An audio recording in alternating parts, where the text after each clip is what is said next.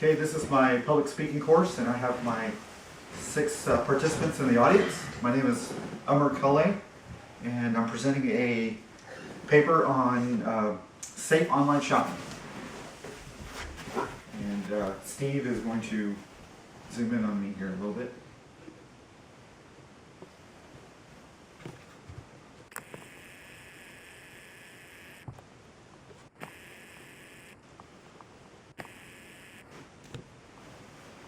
Thank you, Steve. You're welcome. Okay, so let's get started. Everybody knows, everybody goes online now, and internet shopping has become a real big craze of late. Probably the last 5-6 years, it's become really heavy. The big thing is everybody needs to be able to safely browse online. That means go on the internet and safely shop, so you can go shopping safely without any issues. So I'm going to point out some 3 points that we're going to cover here very quickly and briefly to help you guys understand how to go online safely. Okay? First, how would you feel if you went online and something was not working out right? You got extra charges on your credit card. The packages that you ordered weren't delivered to your location that you were expecting. You went somewhere else. What else? What if there was some fraud going on? Your identity was stolen. These are the type of the issues that everyone needs to worry about, and we are going to address that during this little speech here. First of all, let's look at the 3 elements. First, what we want to do is we want to gain a basic understanding of what's going on with your computer at home. We need to first find out, is your computer safe? Let's start at home when you're accessing the internet. So first, we got to make sure your PC is safe. So there's a few things that we can do to govern that. Number 1, we need to first back up all your files. That's very important that all your files on your computer are backed up before we do anything, because those are the files that you feel are critical and important to you. We cannot leave them hanging on a computer that can be taken. Okay? That can be done by going on a USB drive externally, so they can be removed when you go online so they cannot be affected. Your data will always be safe. All right? So let's take a look at home PC security. Let's see what can we do after we've backed up all your files. What can we do? What steps can we take to take care of your PC? First, what we're going to do is we're going to take care of your browser. The browser is the software that the operating system uses to access the internet and to go onto websites. Okay, the browser needs to have the latest updates and the latest version installed. You need to make sure everybody does that. Also, there are patches that need to be installed that make sure that it's got all security holes that possibly are there, all your vulnerabilities are all taken care of. Okay? The next step is going to be your internet security. We need to install software to protect your PC before you go online so that you can have protection from viruses and hackers trying to access your PC from the outside. So this is what they call software firewall, is what we're going to create. Internet security systems always have an included firewall. And I'll note a couple of them: Norton, AVG, and also Kaspersky. And there's a few others out there based on ratings. So basically you can go online and look at ratings before you start, and before you do any shopping, and make sure everything is suitable for you. Secondly, let's look at hardware. Okay, first we took care of the software, now we need to look at the hardware side. We can actually go one step further and have a hardware firewall. Hardware firewalls can be created by routers.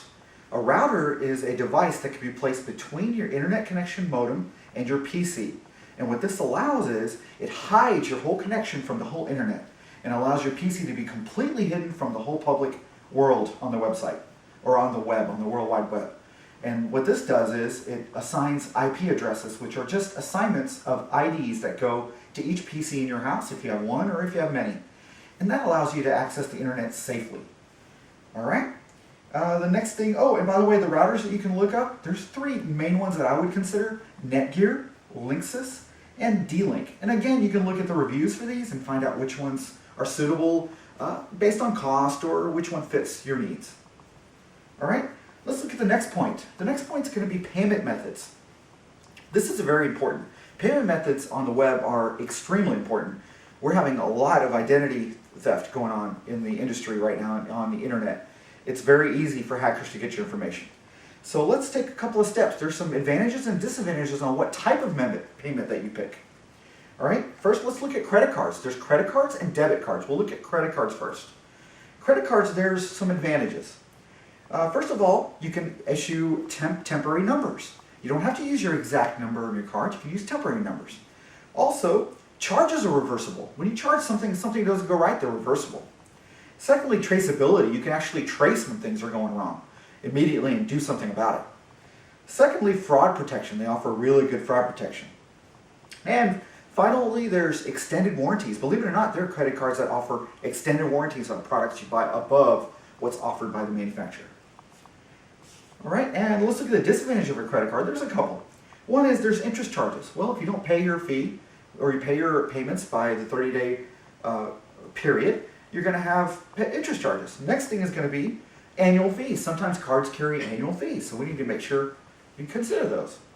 Next, the debit cards. Let's look at that. You've got advantages.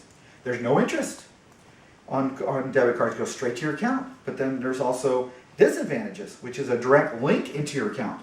So if something happens, people can actually access your account. Secondly, there's more disadvantages here besides advantages on debit cards. There's also less fraud protection. There's also overdraft fees. So if you don't have the money in your account and you're buying something, boom, you get overdraft fees. That's not good. We don't want to let that happen.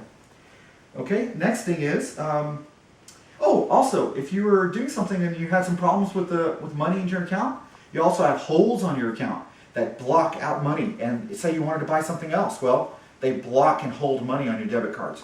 Can't purchase anything else. You're tied down.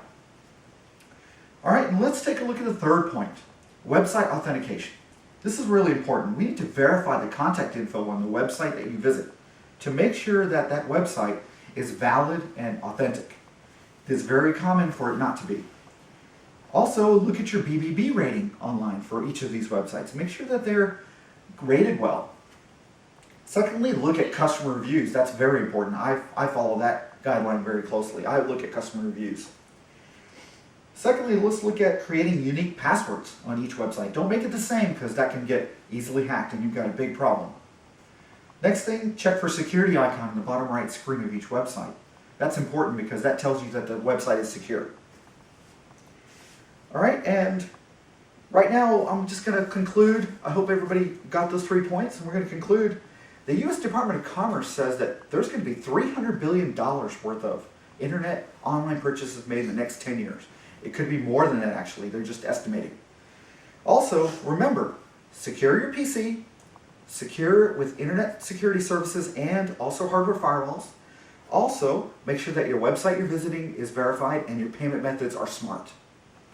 And that's really all I have to talk about. I hope if there's any questions, please feel free to ask them to me now. Thank you. Yeah, I have a question. Sure, Steve. You mentioned the different types of security protection. I've heard a lot about people pulling up outside of your house and being able to hack in and access your. Which one of the three really protects you from incidents like that? Your firewall probably is going to be your best bet there. You got to make sure you have the software firewall first. If you don't have the router, which has the hardware firewall, that's just the third step, the next step. No one has to have the hardware firewall, but I highly recommend the software firewall first. That is utmost the one thing that everyone must have. I think that's where people are lacking, is they'll go online thinking, oh, I just have antivirus. Well, it's not just antivirus. It's called internet security, which is including the fraud protection services inside of it. That's all based on basically a software firewall that blocks people from looking into your computer. That's the key. Okay. Any other questions? Thank you. Yes, sir. You talked about passwords. What are some, you have any tips on effective passwords? You want to make sure that you don't use, that's a very good question. You want to make sure you do not use birthdays. Mm-hmm. You don't use common things like 000 and 666. I've heard that there's some common things, but if you go online and research before you assign a password, there's some common things you can find out if you Google that, and they'll tell you what some really common misfortune is on when you pick certain passwords. You have to make sure that there is also a combination of alphanumeric as well as maybe a capital letter as well as under lowercase, uppercase, things like that. Those are very important with numbers. Make sure you have letters and numbers all together. That makes it very difficult for the hackers to get that code. Thank you. Any other questions? Yes, sir. You mentioned you could use your temporary credit card passwords when you're actually online purchasing. How does that actually work? I thought you always had to include everything so the purchaser knows that here's my 16-digit credit card and my expiration date. Right. How do you go about that? That's a very good question. You can go to your credit card company. The credit card company actually has features with your credit card that allows you to create dummy numbers. They're called dummy numbers. Essentially, it's a software you can actually run on your PC to let you install it. And I have it myself. And essentially, it will generate, based on your account, you've created an account. You're going to create an account with all of your information already set. And it attaches to that dummy number. Well, your credit card company knows that that is a dummy number that has been assigned to your account. They know that you're using it for online because that is the purpose of that credit card number that they're issuing. So what happens is they give you a new number. Each time you go to a website, they give you a brand new number each time. It is not the same number. It is changing all the time so that it can never be repeated. That's how they can track what's happening on what website with which customer. Does that answer your question? It does, thank you. All right. Was there any other questions? All right. Well, thank you very much. I appreciate your attendance and have a good day.